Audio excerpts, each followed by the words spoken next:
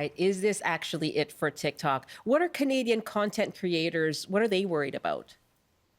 Well, if you look at what Canada is, the government of Canada has been doing with TikTok, they've been really watching what's happening in the US. And I think now that this ban is going to go into effect, we have to, as Canadians, especially as TikTok creators and content creators, are going to have to ask questions to the federal government. What are you going to do? But as we know, Michelle, the government is kind of in disarray right now. And so I think they're going to try to take their time on this. But for the creators, my advice for those that are on TikTok is to already try to migrate that audience to a different platform. Because if that ban stays in effect in the US, I think it's only a matter of time before it will trickle down into Canada. Really? Can you just elaborate a little bit on what a ban in the US would mean for someone who is a content creator on TikTok here in Canada?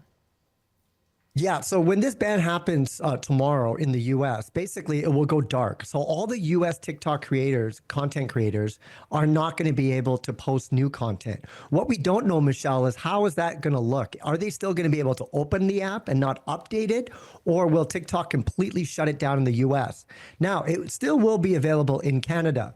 So what Canadian content creators might see is a surge of people, finding new creators to follow since they can't follow people in the US.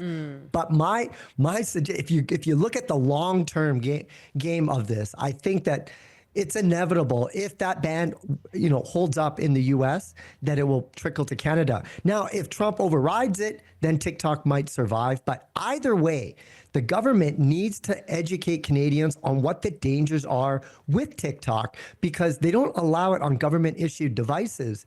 And at that time, they had the opportunity to educate us, but they never did. And since that day, Michelle, I have been wondering, what do you know that I don't know, that I speculate, but I don't know? And I think the government should be more transparent about that.